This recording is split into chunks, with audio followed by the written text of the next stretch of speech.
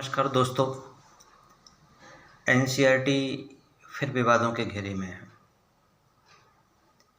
क्योंकि उसकी इतिहास की पुस्तकों में औरंगजेब को मंदिर पुनरुद्धारकर्ता के रूप में दर्शाया गया है।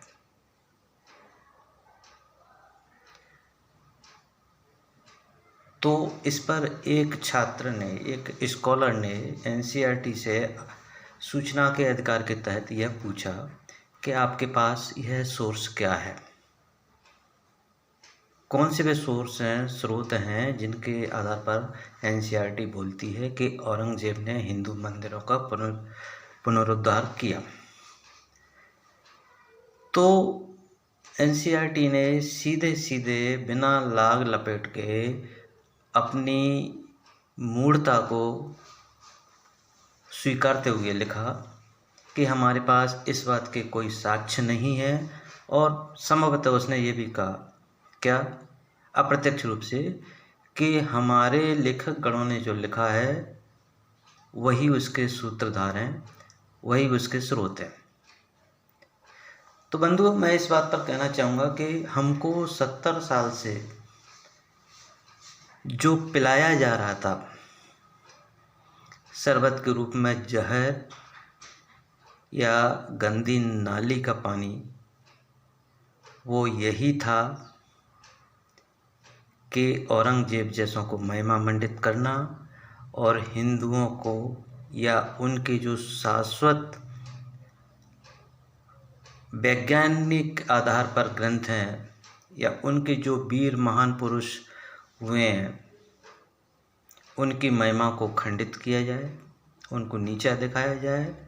और आक्रांताओं को सर्वश्रेष्ठ दिखाया जाए, जिससे कि हमारा मनोबल और गिरता जाए और गिरता जाए और हम ये सोचें कि हम तो गुलामी के लिए ही बने हुए हैं। कांग्रेस कहो या बंगाल के पुनर्जागरण से जो बुद्धिजीवी निकले थे जिन्होंने हमें आज़ादी दिलाई, उसमें बहुत से ऐसे तत्व आ गए जिन्होंने बाद में मलाई खाई। चूँकि वो भी थके हुए थे, अतः उन्होंने कुछ ऐसे यंग या एजेंडा चलाने वाले लोगों को लिया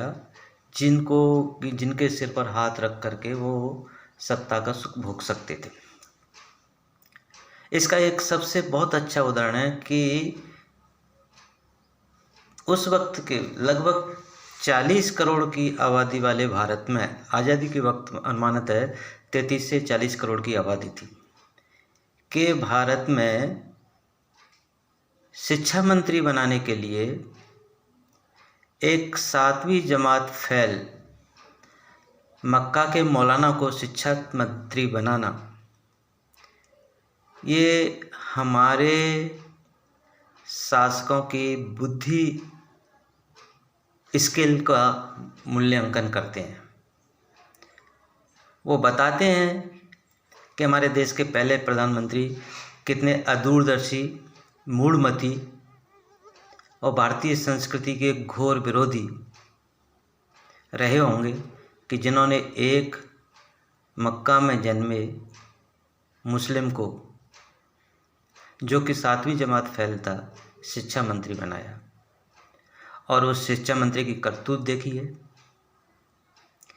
कि मात्र 16 साल की लड़की रोमिला थापर, जिसका जन्म 1931 को हुआ था, और उतनी ही उम्र के इरफान हबीब को इतिहास लेखन का कार्य सौंपा। तो भैया, रोपे पोड़ पेड़ बबूल के तो आम कहाँ से खाएं। हमने इस तरह की जो गलतियां की, उसी का परिणाम है कि एनसीईआरटी जो हमको परोस रही वर्षों से। आज मेरा बच्चा 10th में है,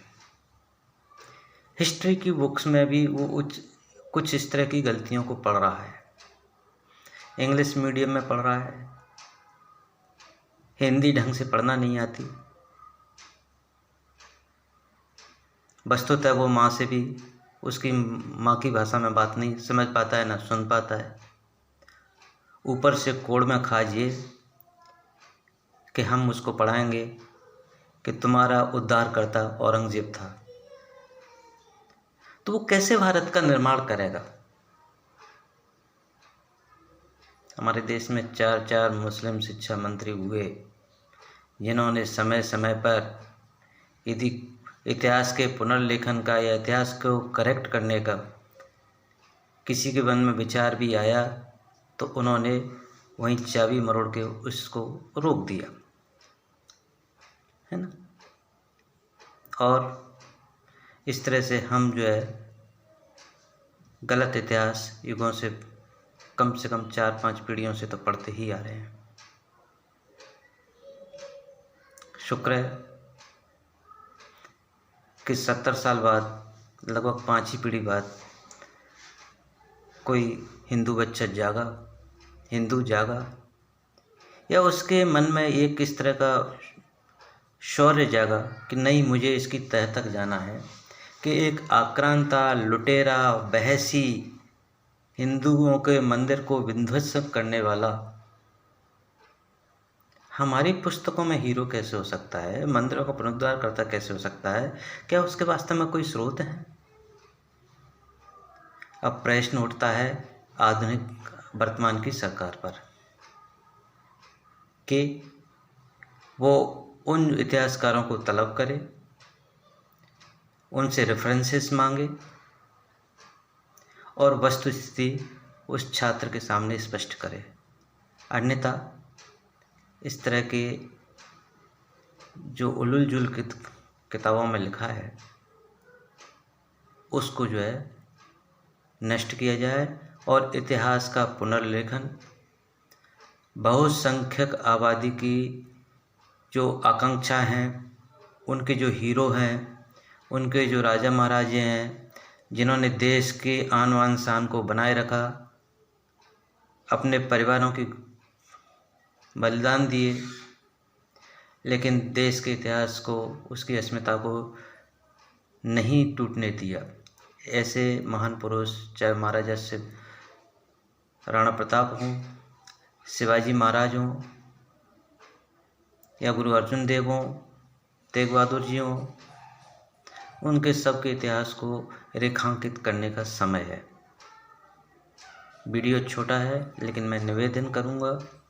कि इसी तरह से इस स्कॉलर छात्र की तरह से ही सभी हिंदू छात्रों को, हिंदू विद्यार्थियों को, हिंदू माँ बाप को, हिंदू जन सामान्य को उठ के खड़ा होना पड़ेगा और इस तरह की जो विसंगति हमको परोसी जा रही है, गलत तथ्य जो हमको परोसे जा रहे हैं, हमारा मनोबल डाउन करने के लिए इस तरह का जो शिक्षा तंत्र तैयार किया गया है, उसकी बेड़ियों से हम मुक्त हो सकें। धन्यवाद।